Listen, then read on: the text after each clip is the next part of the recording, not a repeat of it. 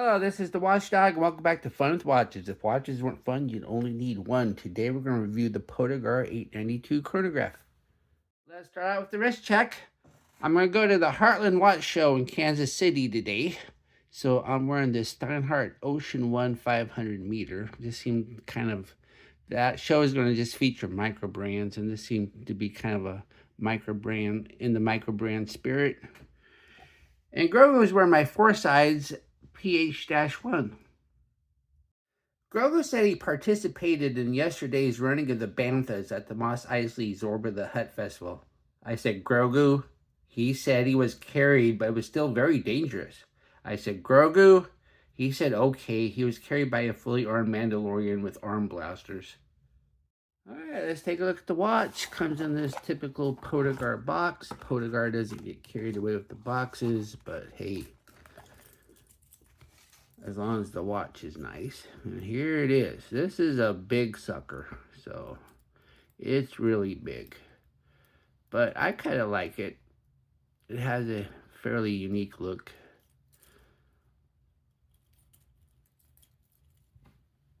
Another Poedagar on my channel. Poedagar makes very affordable quartz watches, and when I went to their website, I saw a few mechanicals I should check out. This 892 is a chrome-plated small seconds chronograph with a huge crown and pushers. I don't think this is an homage watch. I asked Grok, and Grok told me it was a Daytona homage. Apparently, there are still a few bugs in the system. This is a very big 47mm watch, but does not have fitted end links, so it can wear a bit smaller. It has a hollow link bracelet with butterfly clasp, which means no micro adjust on a big heavy watch, but at least it isn't the fake H-link bracelet that is very popular on watches in this price range.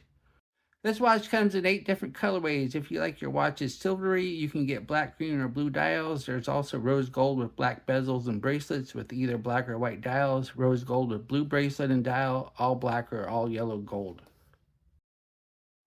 They say the watch is 47mm, but I measure 46.5, which is, I guess, close enough. Has a 55.5mm lug to lug, so yeah, that's a long lug to lug. 14.2mm thick, has a 24mm lug width, and no taper. It weighs 165 grams on the supplied hollow bracelet with one link removed. So 165 grams for a hollow bracelet. That's fairly heavy. Then we have the bezel. The bezel looks like it's a timing bezel, but it's fixed. It does not rotate. So we have the minutes. And then we have the dial. We have a Rehat chapter ring with minute markers. Then on the bottom it says break quartz movement. I don't know what the break is for, but oh well. And then we have the indices, and they look like little teeth or trapezoids. Then we have the hands. We have, well, they're kind of skeletonized, but there's a loom strip that goes all the way down the middle though. And they're doffing. Then we have a spear tip second hand. And the hands are loomed, but very poorly. You'll see later. Then we have the dial, and we have this date with the cutouts. I don't know what the cutouts are for. The actual date is right here where my thumb is. So I'm not a big fan of this cutout. I just think it's unnecessary. I think this dial would have looked better without it. And then we have the subdials. The top subdials are sub-seconds, and it spins every 2 seconds. So this is a PE90 movement. And then the bottom subdial is the chronograph second hand, and the left subdial is the chronograph minute counter. Then we have the crown. It's a sign push-pull, and it's a big sucker.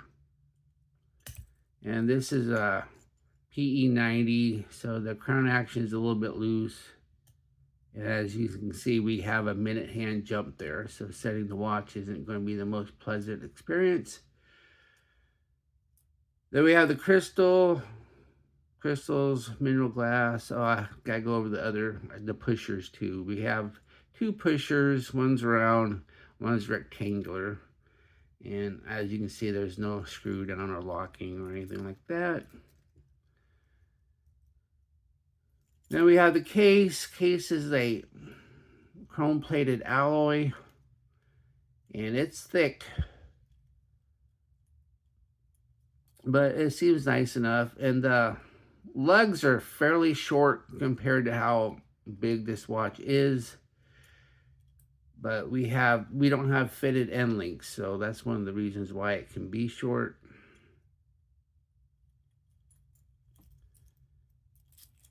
And then we have the case back, says 3 ATM, gives the model number, stainless steel back, water resist.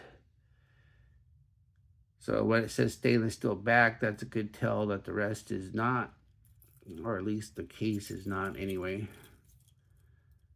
Underneath the case back is the PE90 movement. This is a fairly common chronograph movement in watches in this price range. And they have two versions. This is the version with the sub-seconds. They have another version where you get a 24-hour dial instead. So basically, the nice thing about the sub-seconds is you get sub-seconds, but the other one is a little bit more pleasant layout. So, but it's nice. And then we have the bracelet. The bracelet's kind of disappointing. It's a hollow link bracelet, and we do not have fitted end links. We have push pin adjusters. You're never going to have screw pins on a hollow link bracelet. And look at all these sizing links though. So you can wear this on a tiny wrist. I don't know why you would want to though. But unfortunately, I only removed one though. So if you have a bigger wrist, then you're not going to be able to wear it. But of course, the nice thing is, since we don't have fitted end links, just go buy a new bracelet from AliExpress. It won't cost a lot of money. And you don't have to worry about fitted end links. So just get a 24mm bracelet, and you get one that's actually solid and on a nicer clasp with micro adjust.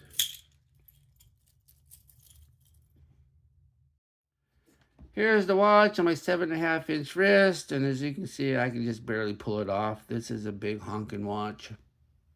And once again, I only removed one link though. So if your wrist is bigger than 7 3/4, you're probably going to need more links somehow. But once again, since it doesn't have fitted end links, just buy a new bracelet. Here we are in the loom room, just wearing the watch for review purposes. Gave me no indication that the loom was any good, and this test will prove that. As we speed up the time, we see a green see-through colored glow, and the indices really aren't that bad. But it's the hands that matter, and these hands are downright awful and are already about gone. It's always frustrating when markers outshine the hands.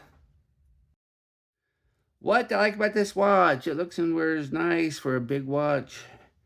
It does have sub-seconds, and I do like this dial. What are my gripes and groans? The bracelet's too short. I only removed one link to fit on a 7.5-inch wrist. I don't like this date cutout. I think they would have been better just leaving the one box for the date. And this crown guard and pushers, they're so big, they make an already big watch look bigger. Do I recommend this watch? Sure, if you like them big and splashy, here's a big shiny beast of a watch that has a good look and doesn't cost a lot of money.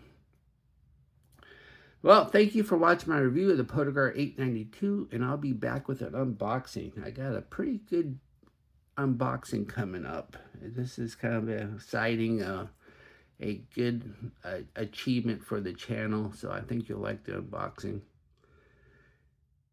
Be sure to like and subscribe to my channel. If you like this watch, be sure to use my affiliate link and I'll get a tiny commission. I'm also going to leave you a link to Poedagar's website, and I do have a discount code you can use.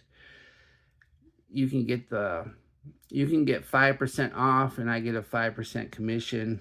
Also, depending on what colorway you want, the AliExpress just seems to have the chrome plated, and the Poedagar has all of them. So if you want the black or the gold, you might have to go to the Poedagar website.